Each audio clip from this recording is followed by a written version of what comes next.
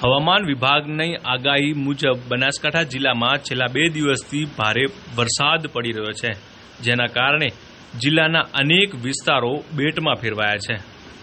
આ જિલ્લાના મોટા પ્રમાણમાં લોકો ખેતીના વ્યવસાય સાથે જોડાયેલા છે, જેથી ભારે વરસાદના પગલે અત્યારે ખેતરોમાં પાણી વહી રહ્યું છે। જાણે કોઈ નદી પસાર થતી હોય તેવા દ્રશ્યો આ વિસ્તારમાં જોવા મળી રહ્યા છે।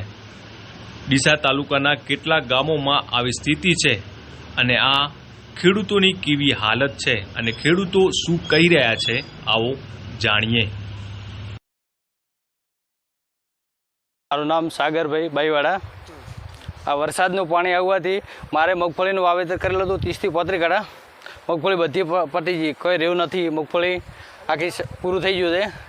અહીંયા જો પાકો રોડ બનાવેલો હોત ને અમારા રસ્તા ઉપર, તો રસ્તો ઊંચો હોત તો અમારા ખેતરમાં પાણી ના હોત તો અમારો બગાડ થોત નહીં, એટલે મગફળી પૂરી થઈ ગઈ છે। આજુબાજુ બધાને ખેતરમાં નુકસાન જ છે પાણીના લેવાથી। કેટલું પાણી આવે છે અત્યારે? પાણી હાલ તો નદીની જેમ વહે છે, જાણે નદી થઈ ગઈ। અમારું ખેતર છે તો નદી જેમ પાણી હાલ વહે છે અને ખેતરમાં ધોવાણ થઈને જમીનમાં બહુ નુકસાન છે, અંદર ખાડા બધા પડી ગયા છે।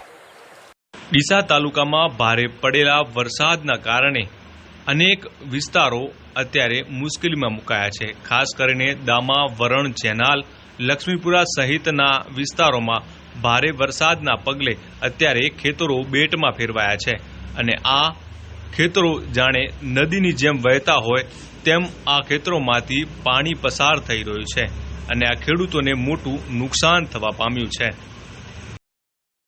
પુરાભાઈ, શું પરિસ્થિતિ છે? શું સાહેબ, અમારા ખેતરમાં પાણી ખૂબ આવવાથી આખો મગફળીનો પાક બધો નિષ્ફળ થઈ ગયો છે અને આખી બનાસ નદી જેવું બની ગયું છે। હવે સરકારની વિનંતી છે, કોઈ આનો અમને કોઈ લાભ આપે। બધો છોકરા કે બોકરા કોઈ ભણવાવાળો કે બીજું કોઈ છોકરો જઈ કે તો અમે ઘરે બધા બેઠા છે। હા, કોઈ બારી નીકળવાનો કોઈ રસ્તો છે નહીં। દૂધ ભરાવા જઈએ કો? અને દૂધ ભરાવા કે કોઈ ચીજ છે જઈ કહેતા દૂધ બધું ઘેરે પડ્યું છે। આજ 2-3 દાડાથી બધા ઘેરે જ છે અમારે। કેટલું પાણી આવે છે હાલ ખેતરોમાં? પાણી તો લગભગ આવે છે 5 થી 5 ફૂટ પાણી નીકળે છે, બધું બના નદી ગોળું થાય ચાલે છે। બનાસકાંઠા જિલ્લામાં છેલ્લા 2 દિવસથી પડી રહેલા ભારે વરસાદના પગલે અત્યારે બનાસકાંઠા જિલ્લાના અનેક તાલુકાઓમાં ભારે નુકસાન થવા પામ્યું છે। અત્યારે આપ દ્રશ્યોમાં જોઈ રહ્યા છો તે દ્રશ્યો ડીસા તાલુકાના દામા, લક્ષ્મીપુરા, વરણ, જેનાલ સહિતના ગામોના છે।